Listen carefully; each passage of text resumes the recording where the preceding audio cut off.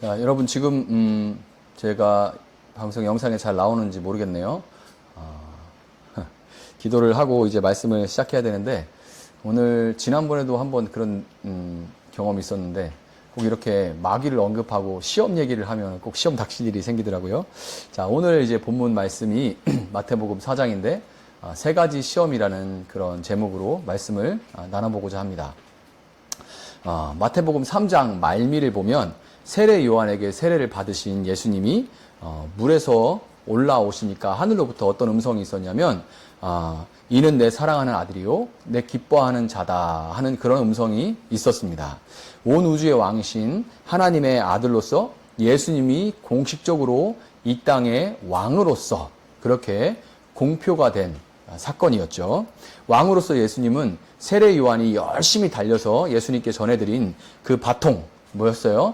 회개하라 천국이 가까이 왔다 하는 그 슬로건입니다. 그 슬로건을 이제 이어받아서 본격적으로 삶의 방식을 돌이켜서 세상 나라가 아니라 하나님의 다스림 안으로 들어오라 하는 그런 초대 레이스를 예수님이 이제 시작하실 텐데요. 그에 앞서서 갑자기 장면이 광야로 전환되면서 예수님은 마귀에게 시험을 받으십니다.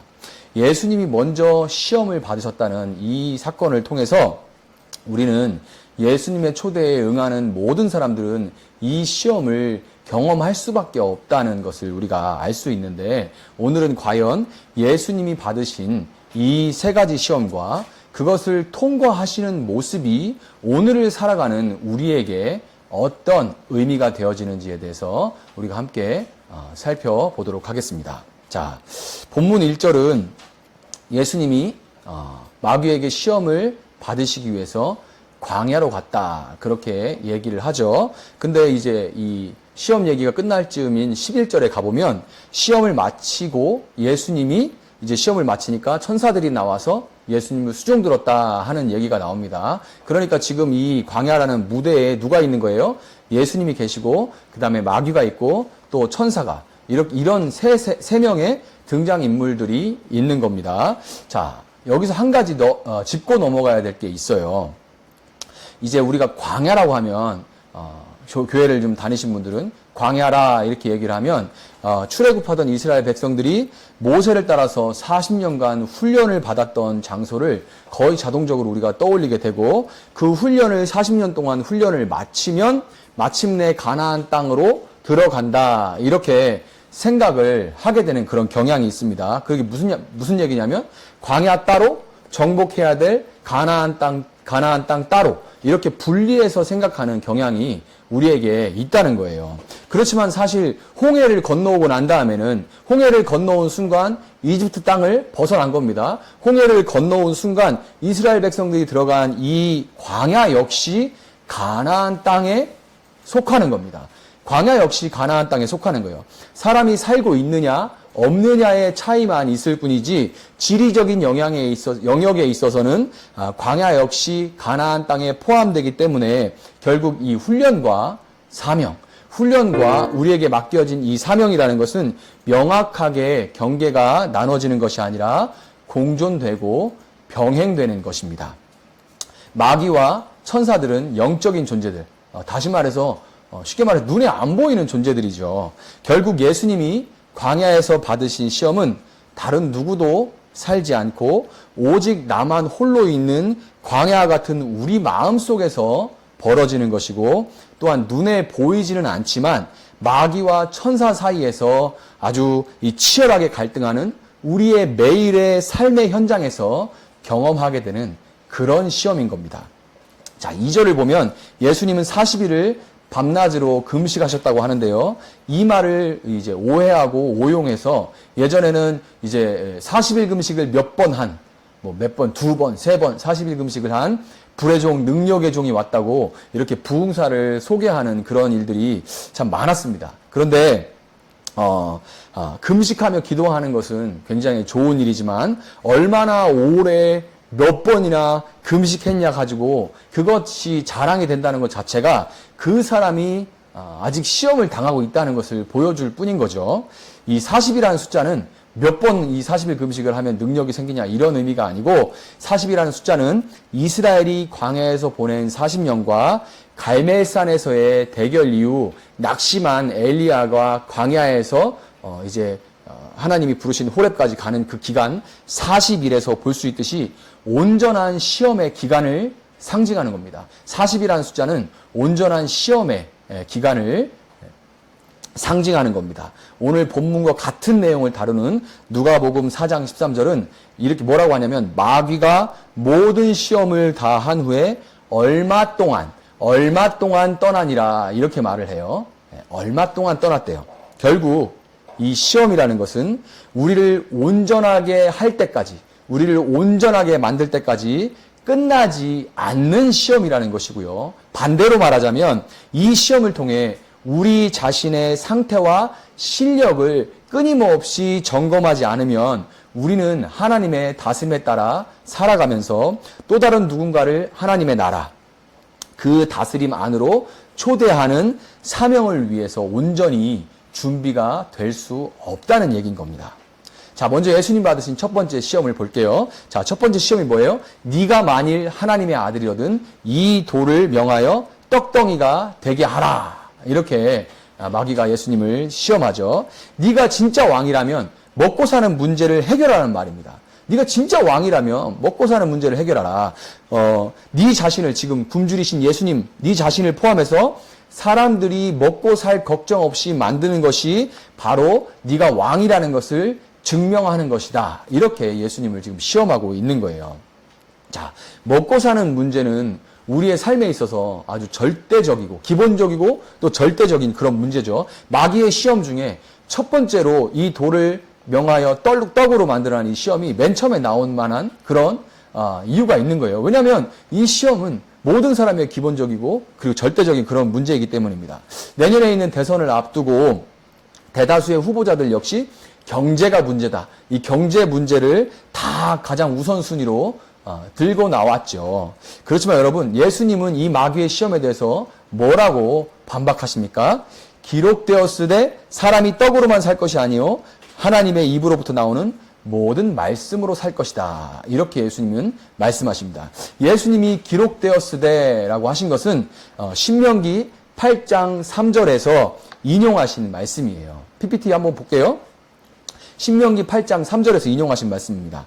광야에서 거기 그대로 써있죠. 이 말씀을 가지고 인용하신 거예요. 광야에서 이스라엘 백성들은 먹고 사는 문제, 이 신명기가 기록됐을 때는 이스라엘 백성들이 광야에서 이제 40년간 훈련을 받을 때인데 이때 광야 초입 때 무슨 일이 있었냐면 먹고 사는 문제만 해결해 주시면 우리가 하나님을 섬기는 거는 당연한 거 아닙니까? 우리가 하나님을 섬겨보겠습니다. 이렇게 이스라엘 백성들이 자신해요. 하나님께서 그렇게 말하는 이스라엘 백성에게 매일매일 광야에서 만나를 먹게 해주셨고 또 반석에서 샘물을 나게 해서 그들로 목마르지 않고 충분히 마실 수 있도록 이렇게 해주셨죠. 그렇지만 여러분, 하나님이 먹고 사는 문제를 해결해 주셨는데 그래서 이 이스라엘 백성이 하나님의 말씀에 광야에서 순종하면서 살았습니까? 여러분 너무 잘 아는 얘기죠. 아니에요. 그들은 먹고 사는 문제가 해결됐지만 결코 하나님을 순종하면서 살지 않았습니다.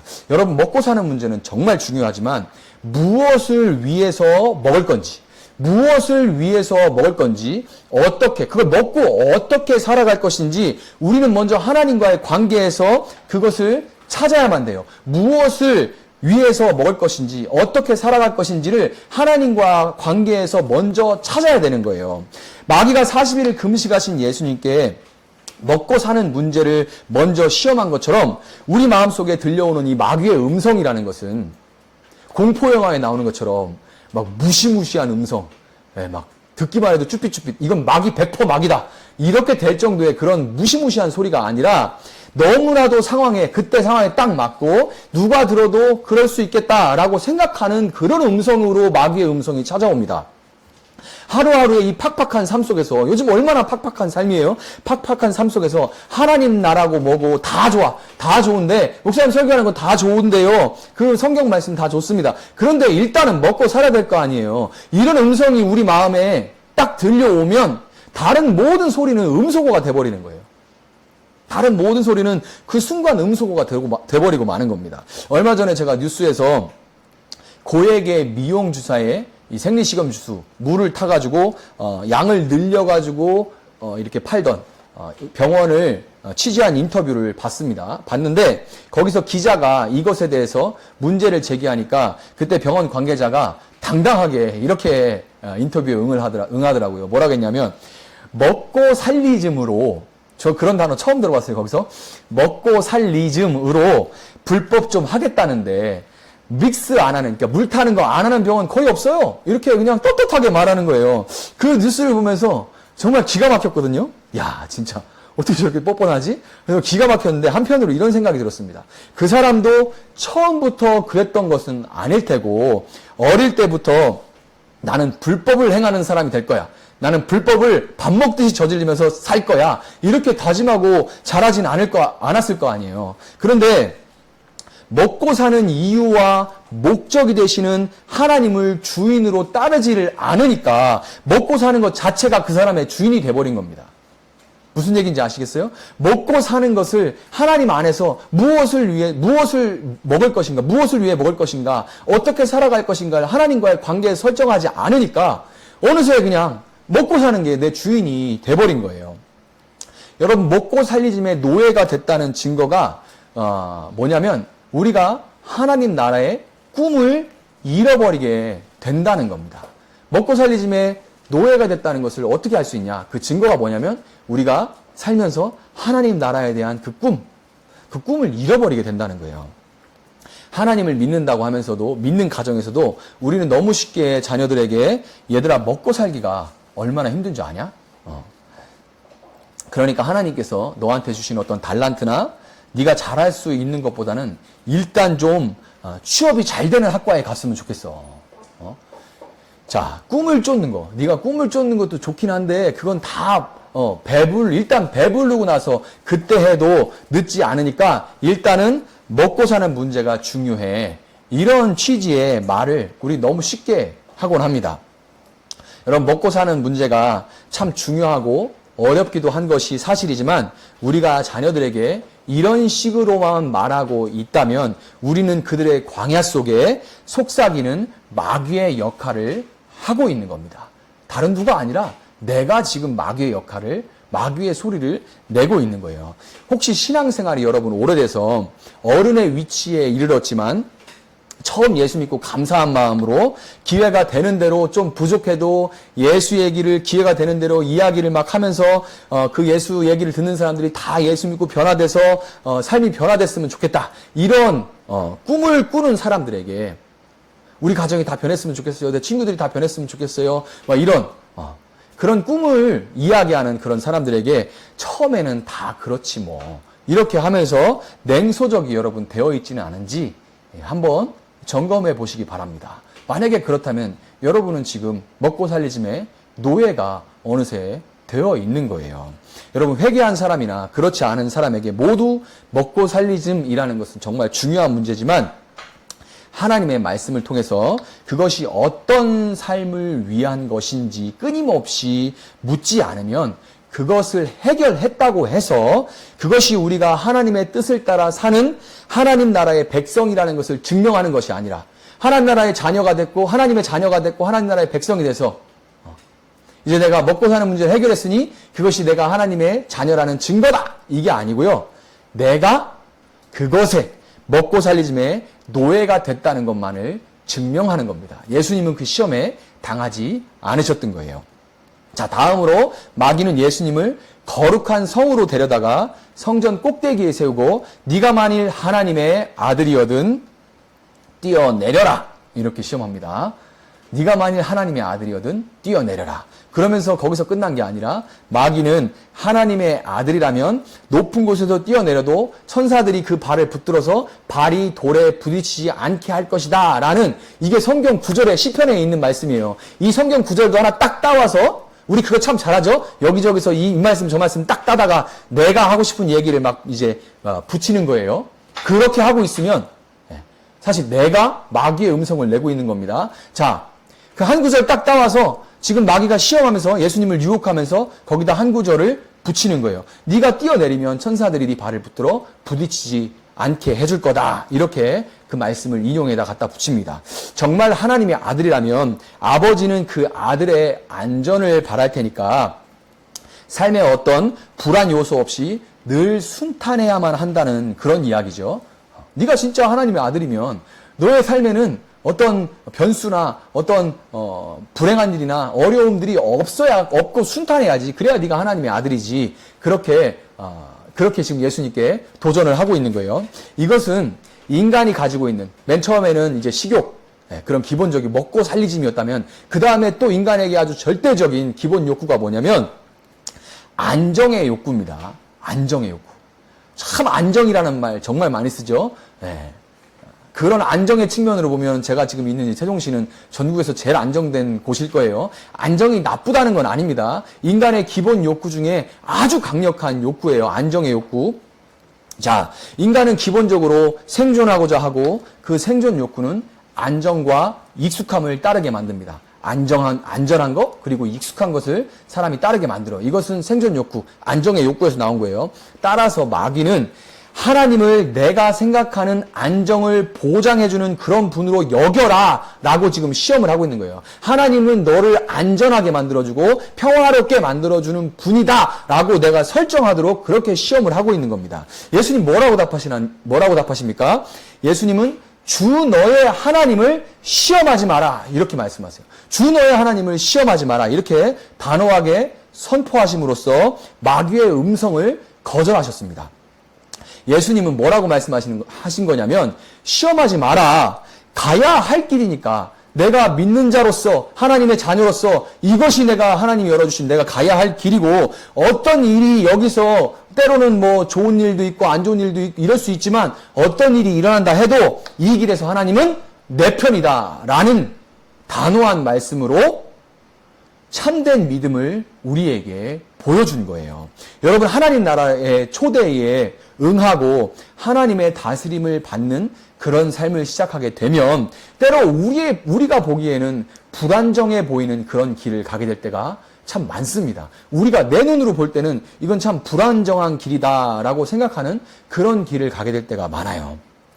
내 눈에 보기에 좋은 길로 인도해 주시기만을 바라는 것은 내가 내 인생의 주인 되어서 하나님을 시험하는 겁니다. 이거 분명히 아셔야 돼요. 내가 내 눈에 보기 좋은 대로 안정된 길을 정하고 그 길대로만 나를 이끌어 주십시오. 그래야 그것이 하나님입니다. 이렇게 하는 것은 누가 신이에요 지금? 하나님이 신이 아니고 내가 주인이 돼서 하나님을 그 내 틀에 맞추려고 하나님을 시험하는 거예요.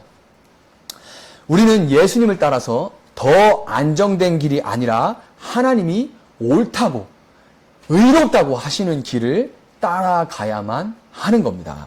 자, 요즘에 제가 이제 경제적 자유에 대한 그런 이야기들을 참 많이 들어요. 경제적 자유를 이야기하는 사람들이 참 많습니다. 일하지 않아도 돈이 자동으로 들어오는 수익 구조를 만들어야 된다는 그런 말과 함께 이런저런 방법들이 미디어에서 막 쏟아져 나오고 있습니다. 이렇게 하면은 자동 수익 구조가 돼서 돈이 계속 들어온다. 마르지 않고 계속 들어온다. 막 이런. 그 중에 한 가지 방법으로 현재 수익을 이렇게 내고 있는 한 자매를 제가 알고 있어요. 그 자매랑 뭐 이제 얼마 전에 같이 이제 이야기를 좀 나눴었는데 이런 말을 한 게 기억납니다. 목사님, 저는 매달 월급으로만 살 때 오히려 더 지금보다 걱정을 많이 했던 것 같아요. 매달 월급만으로 살 때, 지금은 월급 안 받습니다. 그냥 그걸로 수익을 내서 사는데, 월급 받고 살 때 지금보다 훨씬 더 많은 걱정을 한 것 같아요. 이렇게 말을 하더라고요. 그 말은 이제는 그렇지 않다는 말이죠. 걱정을 그만큼 안 한다는 얘기예요. 그런데 그 안정감이 과연 어디에 있든 어떤 상황이든 하나님이 내 편이라는 믿음에서 온 것인지 아니면 내가 지금 이런 안정감을 느끼고 있으니까 이 길이 하나님이 주신 방법이다 라고 생각하는 것인지 이게 굉장히 비슷한 것 같지만 엄청나게 많이 다른 겁니다. 내가 어디에 있든 어떤 상황이든 하나님은 내 편이다라는 것에서 나오는 믿음과 그런 믿음에서 나오는 안정감인지 아니면 지금 내가 안전하니까 안정되니까 이 길이 하나님이 나에게 주신 길이다라고 생각하는지 여러분 이것을 계속해서 생각해야 될 문제인 거예요. 자, 마지막으로 마귀는 예수님을 데리고 지극히 높은 산으로 가서 천하만국과 그 영광을 보여주면서 만일 나에게 엎드려 경배하면 이 모든 것을 내게 주겠다, 이렇게 예수님을 시험합니다. 여러분, 높은 곳에 올라가면 대개의 경우 사람은 성찰을 하게 되죠. 저도 남산타워에 올라가가지고 서울 전체 이쪽 뭐 이렇게 남산타워에 올라가서 쭉 돌아다니면서 보면은 서울 사방이 다 보이잖아요. 저도 그 남산타워에 올라가서 사방을 보면서 이 서울 전경을 보면서 참 저 성냥갑, 회색 성냥갑 같은 저 아파트 건물들 타닥타닥 붙어 있는데 저기서 무슨 성냥갑 한 칸 같은 저걸 저렇게 하나 더 가져보겠다고 이렇게 사람들이 아웅다웅 살아가는 거구나 하는 그런 생각이 들었던 기억이 납니다. 높은 곳에 올라가면 이런 생각 들고 또 어떤 생각이 드냐면 세상이 참 넓다. 그럼 나는 얼마나 작은가? 얼마나 나는 보잘것없나? 우리가 비행기를 타도 그런 생각 들잖아요. 사람이 정말 점처럼 보이고 나중엔 안 보이고 높은 산들도 밑에 막 이렇게 보이면 와, 세상 진짜 넓다. 나는 반대로 얼마나 작은가? 이런 생각이 들면서 우리가 겸손하고 낮아지는 마음을 갖게 됩니다. 이런 현상은 하나님께서 모든 사람의 본성에 심어준 종교심, 신인식이라고 할 수가 있는데, 그런데 지금 마귀는 높은 곳으로 올라가게 한 다음에, 데리고 간 다음에 그곳에서 권력을 제한하고 복종을 요구합니다. 마귀는 가장 높은 곳에 올라가면 내가 얼마나 보잘것없는가 하고 하나님의 권세를 인정해야 되는데, 마귀는 반대로 높은 곳에 올라가서 높은 하나님의 권세를 무시하고 스스로 권세, 즉 이 주도권을 가지고 더 높이 올라가 더 많은 것을 소유하기 위해서 그렇게 살아가라. 네가 네 주도권을 가지고 더 높이 올라가서 더 많은 것을 소유하고 더 많은 것을 네 마음대로 통제하면서 살아가라. 이렇게 예수님을 시험하고 있는 겁니다. 예수님은 기록되었을 때 주 너의 하나님께 경배하고 다만 그를 섬기라, 이렇게 말씀으로 하심으로써 마귀의 시험을 물리치시죠. 예수님이 말씀하신 것은 권력 그 자체보다 그 권력을 가지고 무엇을 할 것인지 그 가치를 먼저 생각해 보는 것이 정말 중요한데, 그것이 우선돼야 되는데, 그것을 위해서는 반드시 하나님의 권세를 먼저 인정하고 그 권세에 순복하는 것이 따라야 된다는 거예요. 하나님의 권세를 먼저 인정해야 내가 이 힘을 가지고, 이 조그만한 힘이라도 가지고 무엇을 할 것인가, 이게 바르게 설정이 된다는 거예요.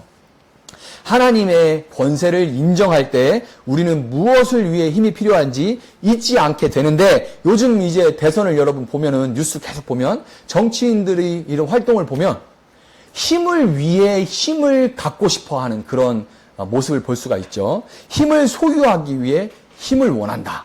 이 말이 딱 들어맞는 것이 이제 정치판을 보면서 드는 생각인데, 그런데 정치판을 보면서 우리가 혀를 차고 저게 무슨 뭔 판이냐 막 이렇게 비난도 하지만 정작 우리도 그들과 다르지 않은 모습일 때가 정말 많습니다. 내 말이 먹히게 하기 위해서, 내가 원하는 대로 상대를 통제하기 위해서 우리는 더 높은 자리와 지위를 원할 때가 많습니다. 내가 높은 자리와 지위를 원하는데요, 뭐 승진하고 뭐 이러는 게 나쁜 건 아닙니다. 그렇지만 그것을 위해서 우리가 그것을 통해서 무엇을 진정으로 원하는지를 한번 생각해 봐야 되는 거예요. 말이야 뭐 하나님의 영광을 위해, 이런 말을 참 믿는 사람들이 잘하지만, 그러나 정작 그 자리에 만약에 올라가게 되면 다른 사람과 똑같이 갑질을 하고 있는 모습을 보게 됩니다. 조금이라도 힘을 갖게 되면 그것이 얼마나 보잘것없는지와는 상관없이 우리도 갑질을 일삼게 되는 거예요. 가정 안에서도 얼마나 보잘것없는 힘이라도 갖게 되면 우리는 갑질을 하게 되는 겁니다. 하나님의 권세에 먼저 순복하지 않을 때 우리는 내가 스스로 통제하고 있다고 생각을 하지만 실제로는 우리가 마귀의 발 앞에 굴복하게 되는 거고, 그 힘이 나를 끌어가고 있는 거예요. 내가 그 힘을 가지고 뭔가를 통제한다고 느끼지만 실제로는 그 힘이 나를 끌어가는 거고 내 삶을 끌어가는 거고, 그런 삶은 바로 마귀의 발 앞에 굴복하고 절하는 그런 삶이라는 겁니다. 그러면서 서로 자신의 주도권을 내세울 때 권세는, 이 힘이라는 것은 결국 그것을 쥔 사람과 그가 맺고 있는 관계들을 파멸로 이끌어가는 거죠. 하나님께 순복되지 않은 권세가 얼마나 많은 가정을 파괴하고 있고 얼마나 많은 직장들을 파괴하는지는 우리가 다 알고 있는 이야기입니다. 여러분, 이렇게 세 가지 시험을 할 때 마귀는 공통적으로 네가 하나님의 아들이거든 이라는 말로 정체성을 흔들려고 하는데요. 이 말은 지금 이 세 가지 시험이라는 것은 하나님의 자녀가 아니라면 받지 않을 시험이라는 것을 의미합니다. 하나님께 속해 있지 않다면 이 세 가지 시험은 시험이 아니에요. 시험이 되질 않습니다. 너무 자연스러운, 숨 쉬는 것처럼 자연스러운 거예요, 모든 사람에게. 근데 하나님께 속하고 그 다스림에 내가 속하는 순간부터 이것은 우리에게 피할 수 없는 세 가지 시험으로 다가오는 거예요.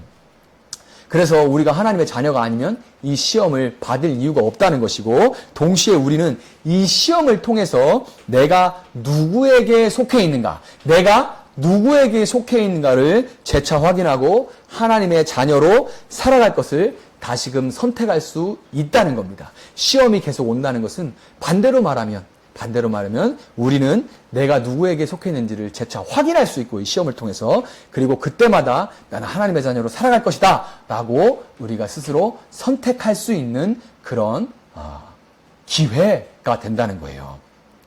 광야가 여러분 가나안 땅에 속했듯이 시험과 이 하나님의 자녀로서의 사역은 동시에 일어납니다. 시험을 겪는 것과 하나님의 자녀로 살아가는 이 사역은 동시에 발생하는 거예요. 시험을 또 어떻게 이겨가는가, 이 자체가 또 동시에 사역이 되는 겁니다.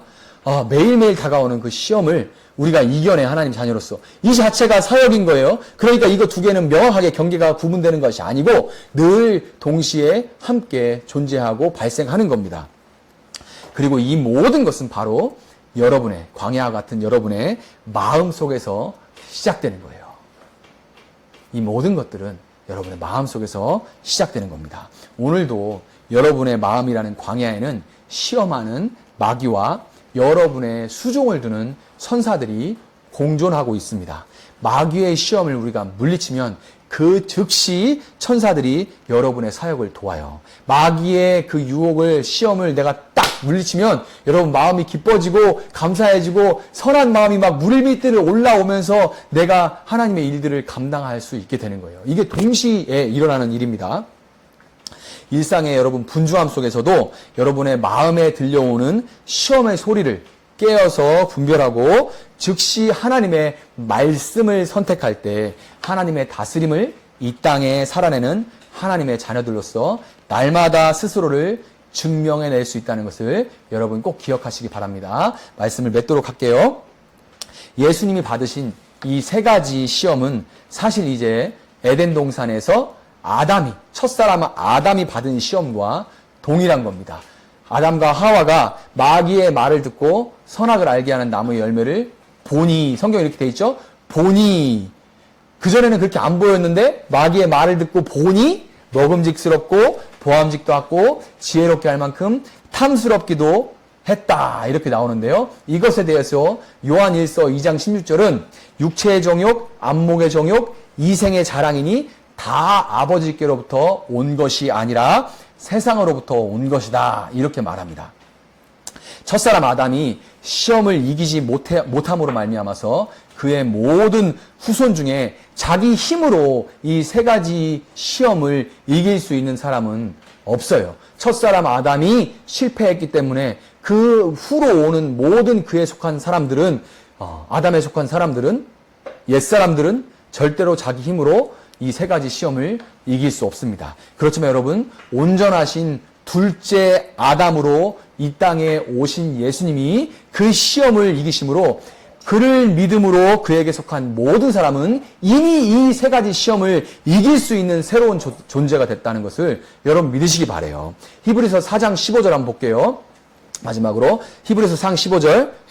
제가 읽을 테니까 여러분도 한번 같이 읽어보세요. 시작. 우리에게 있는 대제사장은 우리의 연약함을 동정하지 못하실 리가 아니요 모든 일에 우리와 똑같이 시험을 받으시니 이로되 죄는 없으시니라. 그러므로 우리는 긍휼하심을 받고 때를 따라 돕는 은혜를 얻기 위하여 은혜의 보좌 앞에 담대히 나아갈 것이니라. 아멘. 히브리서 4장 15절 이렇게 말합니다. 광야 같은 세상에서 여러분 시험을 피할 수는 없지만 우리의 연약함을 아시고 우리를 도우시는 주님의 은혜를 구함으로써 시험을 이기고 그로 인해서 오히려 더욱 분명한 정체성을 가진 하나님의 자녀들로서 또 다른 누군가를 하나님 나라로 초대하면서 살아가는 여러분들의 새로운 한 주가 되기를 주님의 이름으로 축복합니다.